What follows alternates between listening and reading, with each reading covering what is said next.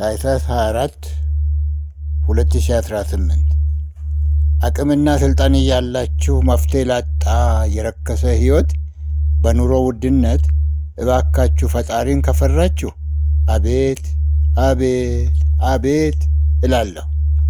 በዚህ የአቤቱታ ቃል ጆሮ ያለው የተፈጠርኩት ለችግር አካል እንጂ ለመፍትሄ አይደለሁም የምትሉ ካልሆናችሁ ጩኸቴ የሕዝብ ብሶት ስለሆነ እባካችሁ ስሙኝና ፍቱ። ከራሴ ጀምሮ በርካታ ጊዜ በፌስቡክ ገጼ ስለ ኢኮኖሚ ውድቀት፣ ስለ ኑሮ ውድነት ስለሚሰማ ብሶት፣ በተለይም የዜጎች ከቤትና ኑሯቸው መፈናቀል፣ ስለ ጦርነትና ውጤቶቹ፣ ሰላምን ለማስፈን ዘላቂ የኢኮኖሚ እድገት ሙያዊ ሀሳቦችን ባቀርብም አንድም ለውጥ አልታየም።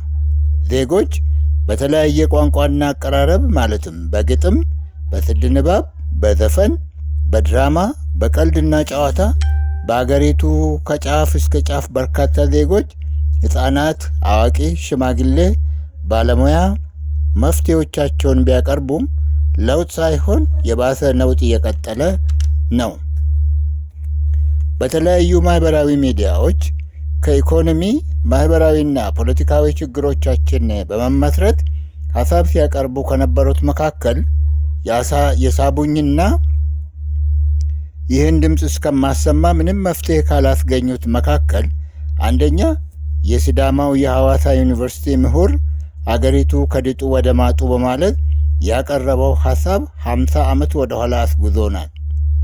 ሁለተኛ አቶ ጌዲዮን ኃይሉ በላይ ስለ ኑሮ ውድነት፣ ስለ ብልጽግና አፓርታይድነት፣ ስለ ስሜት አልባ አስፈጻሚዎች ለጠቅላይ ሚኒስትሩ ስላቀረበው ህዝቡ ምን አድርጎ ነው የከፉብን በማለት ስላቀረበው ጥያቄና በመማፀን ችግሬ ምንድን ነው ብለው ራስዎን ይመርምሩ በማለት ንስሐ እንዲገቡ ያሳሰቡበት።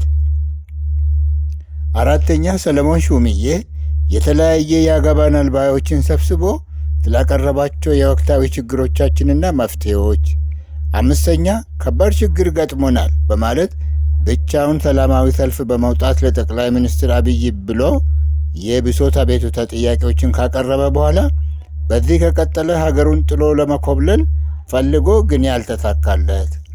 ስድስተኛ በኤፍሬም ታምሩ የአንዱ ዘፈን ዜማ ገብተን እንዳናርስም መሬት ተወደደ፣ ርካሽ ኑሮ ጠፍቶ ከሀገር ተሰደደ ያለውና ሰባተኛ አቶ ሞሼ ሰሙ ስለ ሲቪል ሰርቨንት ዘመናዊ ባርነት ገለጻና ሌሎችም በርካታዎች የሚጠቀሱ ናቸው።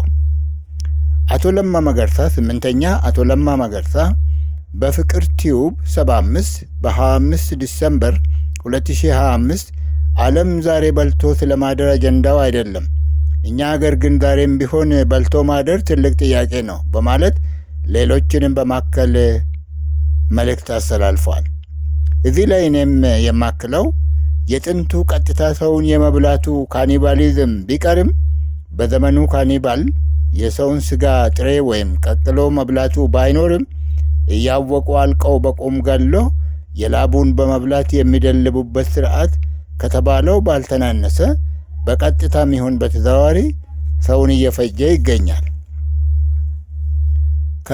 ከሁሉም የኑሮ ውድነቱ ምክንያት የአቅርቦትና ፍላጎት አለመጣጣም፣ ለዚህ ደግሞ አንዳንዶች እንደ ሮበርት ማልተስ ያሉ የሚመለከታቸው ዜጎቻችን የህዝብን እድገት ከምርት እድገት አለመጣጣም በማለት ጦር አምጣን እንደ መፍትሄ በመጠቀም የምርትና የህዝብ እድገትን ለማመጣጠን ከመሞከር ተቀራማችን ከጦር ኃይል በመቀነስ ስራ ያጡ ወገኖችን በማከል በምርት ኃይልን በማሳደግ በዘመኑ ቴክኖሎጂ በማስደገፍ አቅርቦትን ከፍላጎት በላይ ማድረግ ሲቻል ቸል መባሉ ችግሩን አባብሶታል።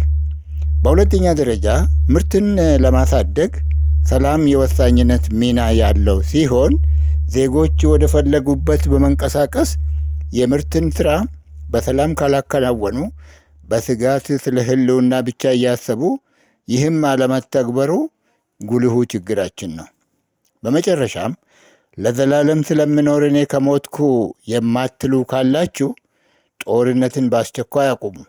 የጦር ኃይሉን በከፍተኛ መጠን በመቀነስ ተዋጊዎችን ተቃዋሚዎችን በዊን ዊን በማስማማት እና በመስማማት እርሻና ኢንዱስትሪን በማስፋት ለዚህም ለጦር መሳሪያ ሎጂስቲክስ የሚውለውን ለዜጎች መኖር አስፈላጊ በሆነው ብቻ ኢንቨስት ማድረግ አሁን ያለውን ብሶት ወደ አልቦ አውርዱ።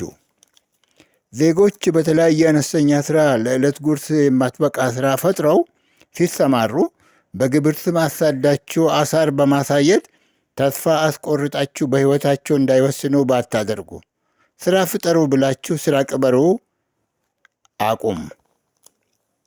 ሀገሪቷን በእውቀት ብቻ እንድትመራ አድርጉ። ራሳችሁን ለበጎ ተግባር አዘጋጁና ለዘላለማዊ ሕይወትና ለቀሪ ሕይወታችሁም ምድራዊ ሕይወታችሁም ታሪክ ጻፉ። ዘሪሁን ከጋረማው